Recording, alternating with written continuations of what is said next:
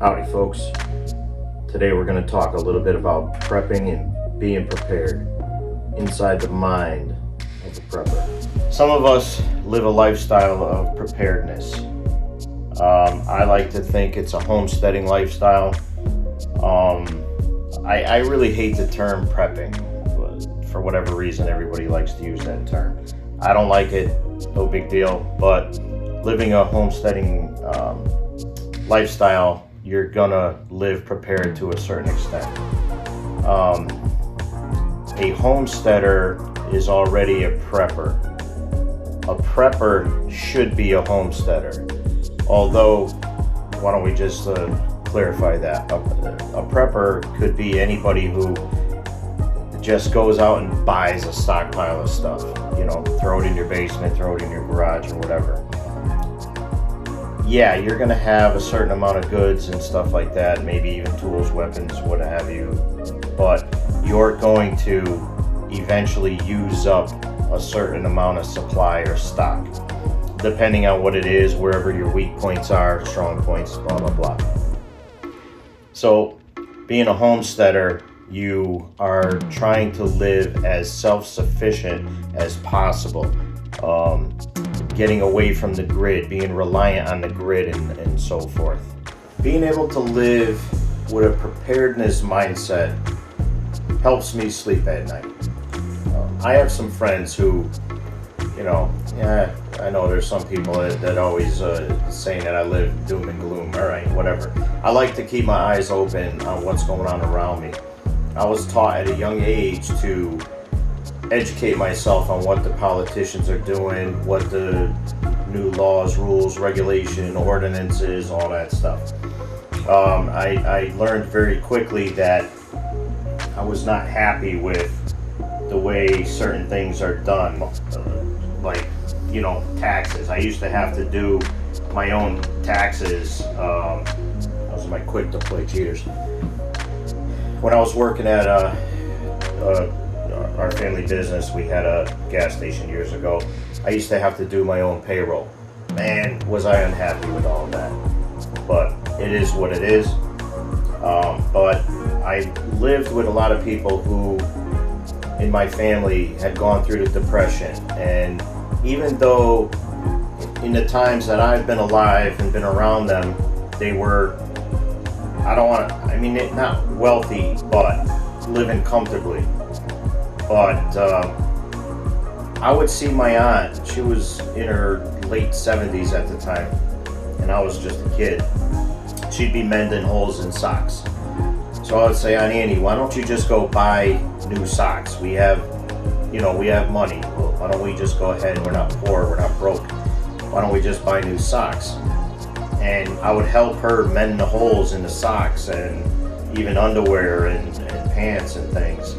And as I'm getting older, I'm realizing why she's doing what she's doing. I understand it now.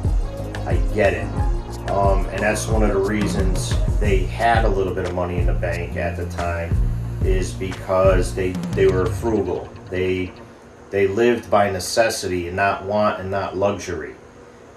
They never bought new cars. They never like remodeled the house just to do it. Never entertained just to do it. Like we would have a Wednesday night meal here, chicken and rice, the old Italian way, things like that. We'd get together, but it was always basic, always simple. We always had a roof over our head. The house was always warm. Everything mechanically was working just fine, and that's the way I live now. Even though I kind of broke the mold, and yeah, I buy a lot of new things now. I've had new cars, but I'm like one of the few. But anyway, doesn't really matter. But here on the board, I have your 5 basics of what I believe are the 5 basics of survival. Okay, Bible, water, shelter, fire, food, and I put them in that order because first and foremost, without God in our life, without faith and something to believe in, you ain't gonna have anything. There's no reason to go forward if you don't have faith in the Lord Jesus Christ. I'm not telling you what to do, what to believe in, but for me, I put God first. God, family, country. You can love your country. You don't have to necessarily love this government and what's going on and what they do to us people. Down here I have a couple little asterisks here, security and storage. We'll kind of get into that after. So talking about the 5 basics here, okay? I just talked about the first one, but the basics of survival is just it, surviving, being able to stay alive. Like Cody Lundin says, you know, keeping your body core temperature at 98.6 degrees to keep your ass alive. Living with this as a foundation, that enables you to spin off or break away from this and create a matrix that you as a family can utilize to put up food stores or equipment, tools, whatever it is you think you need. The whole scheme of survival is living and making your surroundings, immediate surroundings, more livable, more comfortable. So we don't want to have to survive, we want to live. That's a fact. So getting, you know, we're not going to waste a lot of time talking about gibberish, but here, what kind of father would I be if I could not feed and protect my children and my wife? What kind of father would I be? I'm not one of these dudes that sits and watches football. Not that that's a bad thing. You guys can have your pastime, do whatever you want. But whatever you do as an individual or as a family, your family should come first. And that's my lifestyle. My lifestyle comes first. It puts priority to keeping my family alive. So I already mentioned Bible, okay? So we're just going to put faith. Sorry about my makeshift easel here. So faith, believing in something.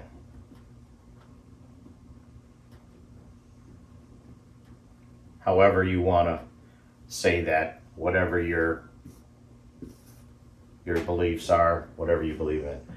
But let's take water for instance, okay? Water. How are you going to gather water, store water, 3 or 4 days into a power outage, or, if the reservoirs run dry? I mean, there's half the country is in drought right now. I mean, look at Lake Mead and, Colorado River and all that. It's horrible. It's getting to epic proportions out there, like biblical proportions. And again, you go back to the Bible. But talk about water itself, right? Okay, so we're going to move this all the way over here. Whoops. First and foremost, you need to collect it or gather it, right? Then you need to store it, which means you're going to need containers, bottles, so on and so forth. All right. 3 days in to a power outage into a water distribution plant or processing plant, you can't trust the water out of your tap. You start getting cryptosporidium, giardia, bacteria, viruses, disease right away. It doesn't take long. So after just a couple days, like if something happens, let's say we have a major power outage, and we're having major attacks on our power grid right now. There's been 125 attacks on the power grid, I believe, just last month, if you start educating yourself and digging in. The doom and gloom, let's say. But it is happening. It's a fact. So let's just say if they are successful in doing what they're doing and trying to knock down our grid, which is susceptible to disaster at any given moment because everything is so far behind and we don't have a stockpile of transformers and this and that we could get that are readily available. So let's say catastrophe strikes and we have a major power outage right away. What are you going to do to collect, gather, and store water? Now, not only do you got to collect, gather, and store it, but you need to filter it. How are you going to filter it without electricity? you need a gravity filtration, i.e. Berkey, something to that nature, Life Straw. And I know a lot of people that are just going right to this Life Straw. But you got to keep in mind that Life Straw, you open a brand new one, even if you're filtering clean water, that thing, I believe it says you can filter about 2,000 gallons of water through it, I think, which I think is ridiculous. But if you're doing relatively clean water, it's going to last longer. But the second you start sucking water out of a stream or a pond, the more debris in there is going to block that up a lot faster. The Berkey filter, now I've been experimenting with mine. I have the, which one is it? I forgot the name of mine, but it holds 1.5 gallons of water. The reason I bought that one and not the bigger one is the larger ones you have to install up to 4 filters. The filters are very expensive and you have more prone to leakage and things like that. So I keep the smaller one, which is fine. And we just use it a little more often. Like we have to fill it a little more often. And like I make my coffee out of it and stuff like that. Speaking of coffee. So to me, water, as far as being in this order, water is the most important because you can live anywhere from 20 to 30 days without food. But water in the right conditions, you ain't going to last more than 3 days. So you need to start thinking, what am I going to do, right? Do I go to the store and just buy cases of bottled water? Do I buy the big 3-gallon things? Do I go get 55 gallon barrels and store it outside? And in that case, you have to treat it as you store it.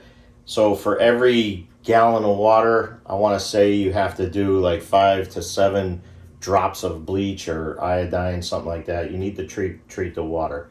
I could get the exact measurements for that, but like I'm fully capable of storing about 800 gallons of water, clean, drinkable, potable water.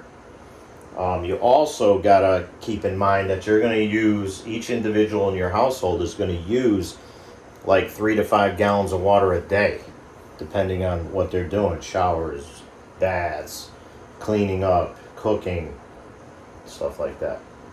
So just something to think about. What are you going to do? Nobody's coming. When things start disappearing, you go to the store and several things can happen. First, we've already seen how quick bottled water disappears in the store. All right. Bottled water just gone. Look at during the lockdowns, the BS lockdowns. You couldn't get water. You couldn't get Purell. You couldn't get medical supplies. You couldn't get masks, all this other stuff. Water was one of the most important. Now, I thought it was kind of odd that people are walking past all the meat to get to the water, right? Okay, yeah, you need the water, but I took that opportunity to buy more meat and store it, can it, do whatever I did. Freeze it, can it, freeze dry it. Things to think about. Now, we can elaborate on that a little bit more after. Now, shelter. The reason I put shelter next and not fire is because you can survive a night without fire and keep yourself warm with a shelter. Shelter is anything from the house you're in, living in, to the clothing on your back. The whole idea behind shelter is to keep you free from the elements, keep you out of the cold, keep you out of the heat, to keep your body core temperature. Body core temperature, I'm going to put that right here, 98.6 degrees, right? That's what we need to maintain to stay alive. So, shelter, clothing, house, car, tarp, tent, garbage bag, and so on and so forth. The reason I put a garbage bag, because along with metabolic heat, you can wear a garbage bag, stuff it with leaves, do squats, sit-ups, and keep yourself alive in a cold night. Yeah, you'll be tired and everything, but you'll be alive. So fire, what do we need fire for? Fire you need for warmth, cooking. Certain things you cannot eat without cooking and processing them first. Right? You also need fire to make tools, construction, things like that. But mainly for warmth and cooking, right? But, so along with fire, how do you start a fire, right? Bic lighter. And believe me, I keep a lot of these around. Even if they're out of fuel, you could still start a fire with the spark. Ferro rod, ferrocerium, whatever. I buy extra ones of those. Magnesium block, right? Now, things that go along these lines. Oh, you can also have flint and steel, where you get the right type of rock, you can make a spark with the right type of carbon steel. So what goes along with fire starting? Cotton balls, petroleum jelly. We use that, mix it with the cotton balls to make a longer fire for starting. But, fire starters, however you want to say it. There's other things you can use. Lint, fuel, i.e. gas, diesel, propane. And you can even use your cell phone. You break open the battery, expose that to the air, the atmosphere, and it will start a fire. So let's say food. I suggest for those of you who don't grow their own, go out and get as much canned goods as you can possibly get.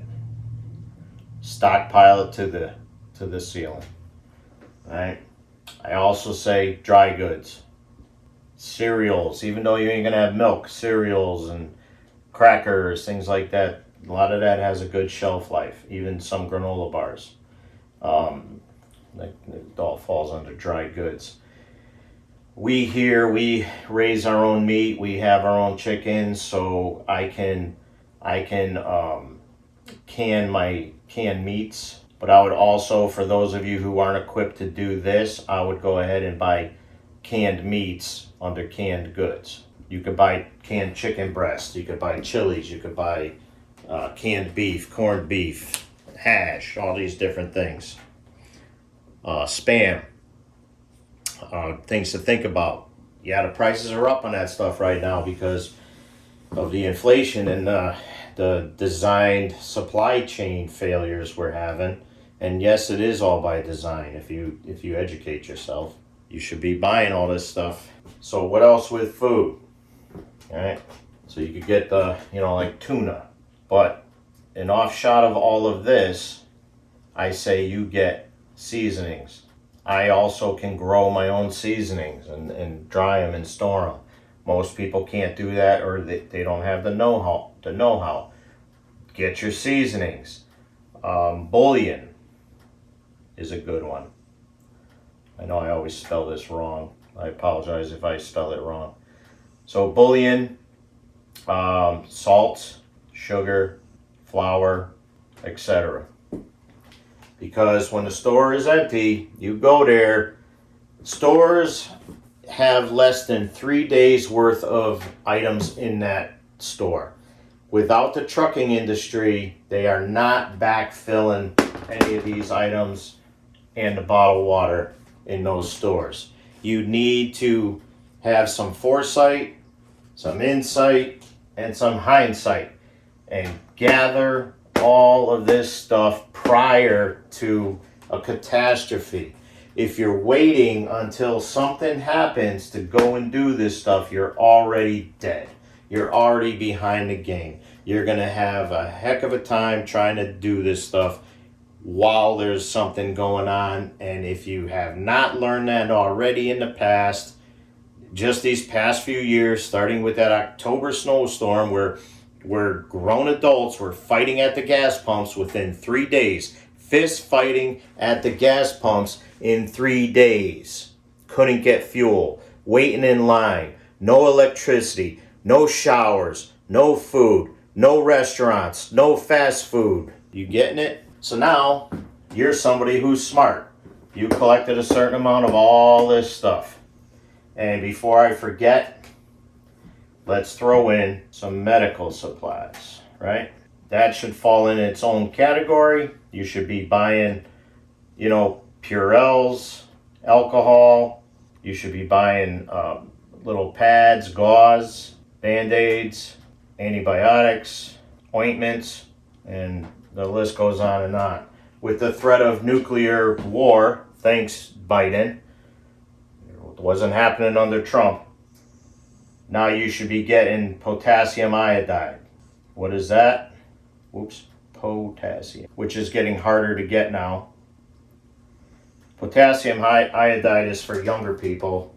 What it's going to do is going to kind of load up your liver. I'm not a scientist, so I'm not going to give you exact. You got to kind of educate yourself. But it kind of loads up your liver so that the nuclear fallout can't get in there and immediately cause cancers and different things.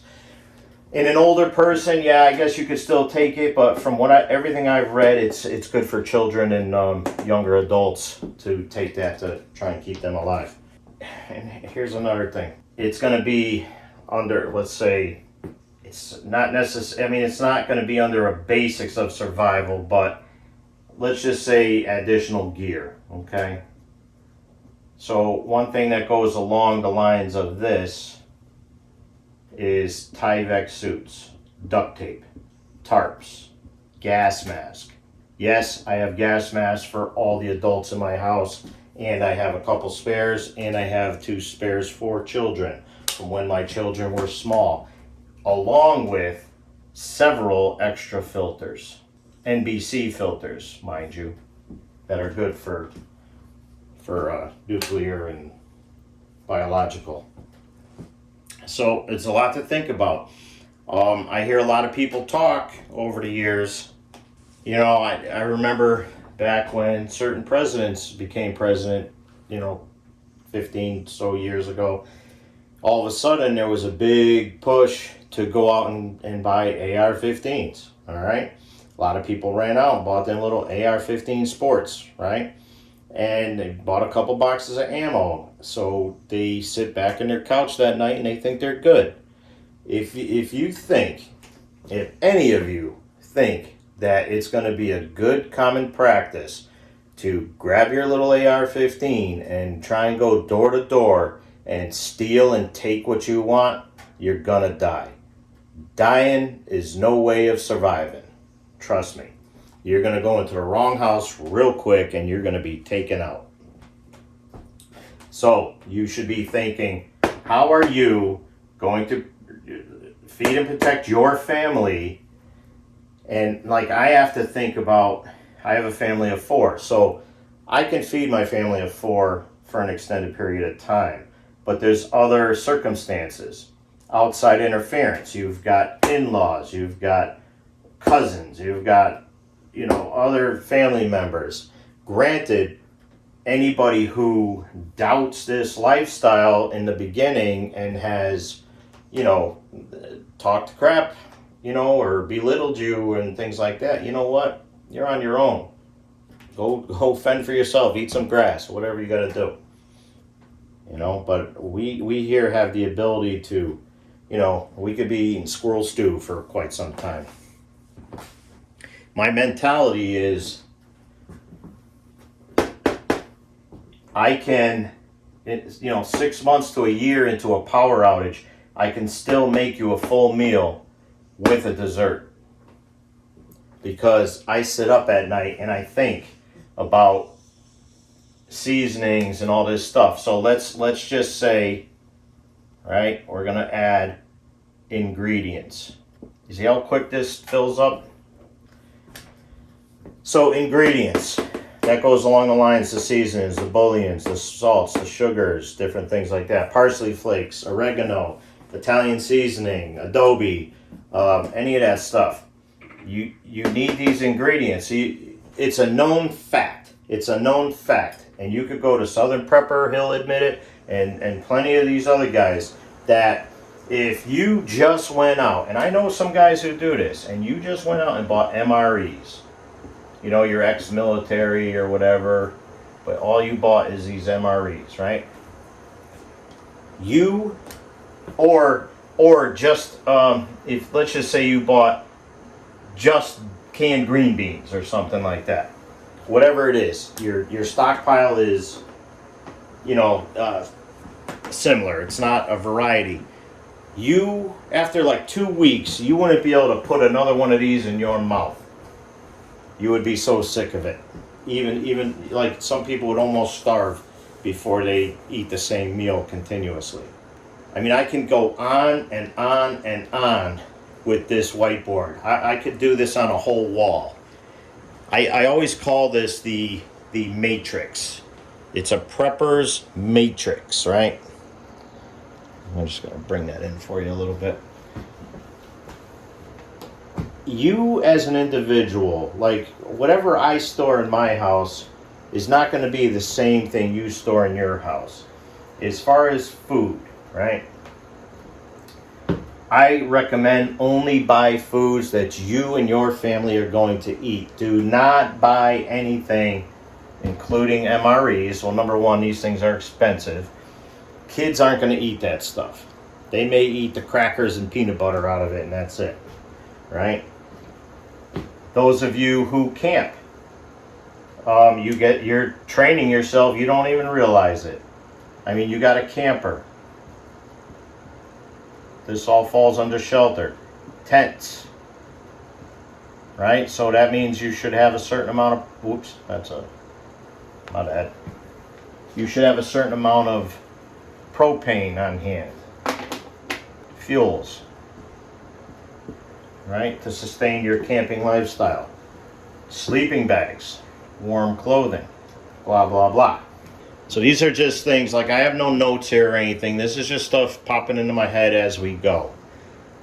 So what I would do if I was you guys, I would get a nice notebook and pen, pad, pencil, whatever, and I would dedicate a page for each of these, and I would go ahead and start listing the things that you have and don't have.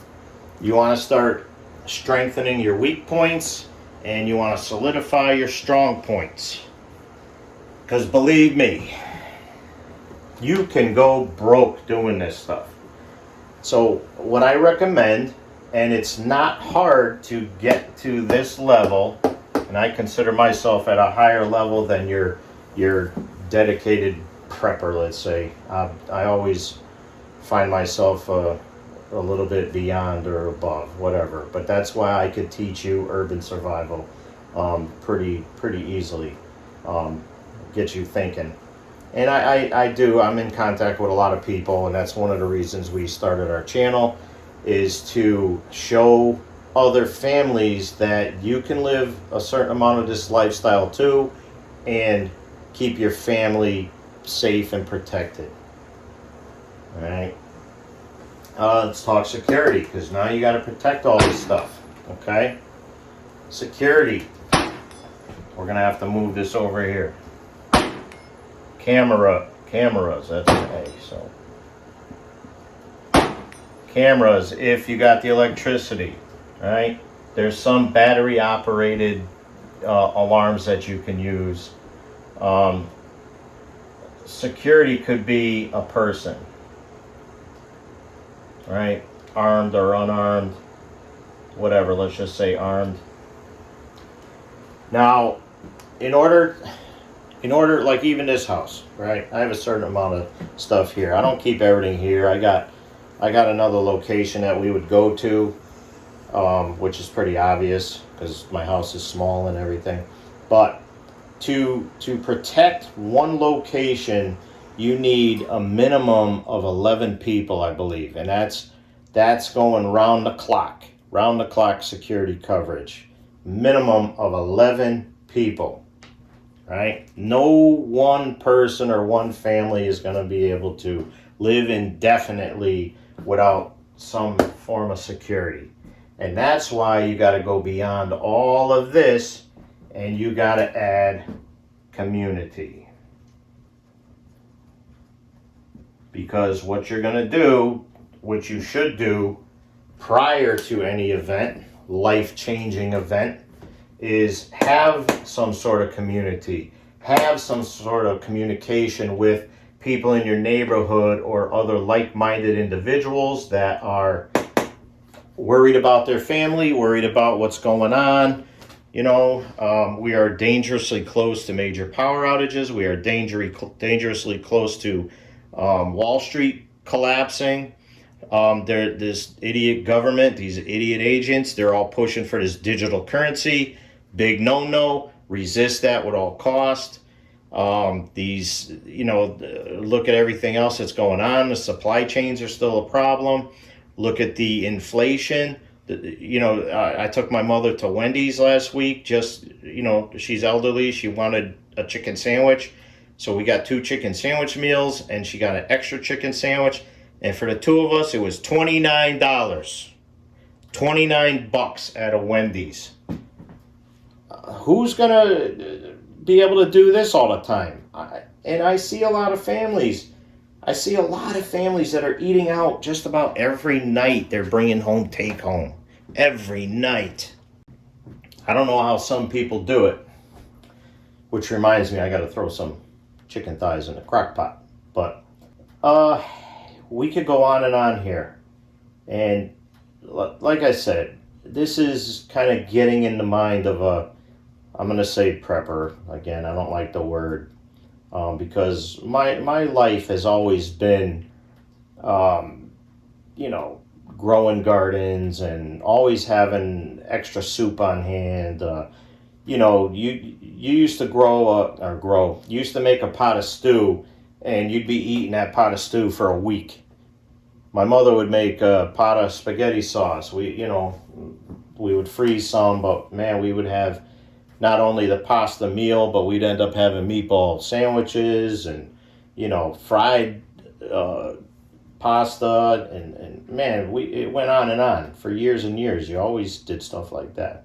Meatloaves, always the big meals, the chicken and rice I mentioned earlier, all those things. Oh, I apologize for the sun glare. Let me see. I don't know. I probably ain't going to be able to fix that right now without closing the shades. I apologize for that. So basic things. Water. You're going to need water daily. You're going to need your calorie intake on a higher level than it normally is. You can't just go and blow through all your stored foods. You gotta what's the word I'm looking for? You need to start rationing. That's the word I was looking for. There's not a lot of people that can, minimize their meal portions. I've been doing a good job. I'm actually losing weight. For the last 50 days at this point, I've been walking 6 miles a day every single day, and I'm down. I'll find out Monday exactly how much I'm down, but I'm down more than 20 pounds, which is awesome. So just getting ready, getting ready for bad times, also getting ready for good times, getting ready for retirement. So let me tell you though, having a mindset of preparedness, and whatever I do with a leadership mentality, helps me sleep good at night. I can feed and protect my family and then some during bad times. We already open our garden up to people that, may be struggling. They have lost jobs in the past. I've had guys come over that, they're proud. They don't want to, act like they're taking charity or anything like that, but I'm able to send them home with a, bag full of vegetables or eggs. I've had mothers come and, kindly take eggs and different things. We always have an abundance of something, and my family has always done that. We have always been generous and, shared whatever we can. And I know a lot of people that are in this same mindset, and they do the same thing. So that's why Americans are resilient. Americans will find a way. As long as you're not lying, cheating, and stealing, because looters is the worst thing. Taking something that isn't yours, that is the worst. You know, so don't forget about your toilet paper. Remember that, all that disappeared. But inside the mind of a prepper, this is just a little bit. This is just a taste.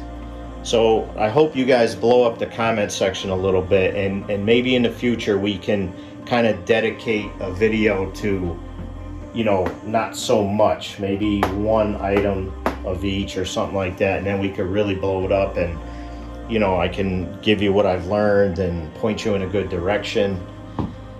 You know, there's people out there, I mean, I'm sure there's people out there that do a better system than me, but I keep things very simple. I'm able to go a long way in a long time without outside interference. You know, you always got to be cognizant of outside interference. You got to be ready for it, expect the unexpected, and feed and protect your family. That's all I guess I got to say about that right now. But I appreciate you guys watching. I appreciate the comments. I appreciate the subscribers. And I want to say thank you to all my subscribers, all you new subscribers, for taking time out of your day to watch our videos. The channel is growing, and it's all thanks to you. And I can't wait to see where we go in the future. But if there's something you guys want to see, we do a lot here, and I can expand on any of these things, and we could go from there. But again, thanks for watching. Don't forget to subscribe, hit that share button, hit that like button. That all matters. Thanks again. Talk soon.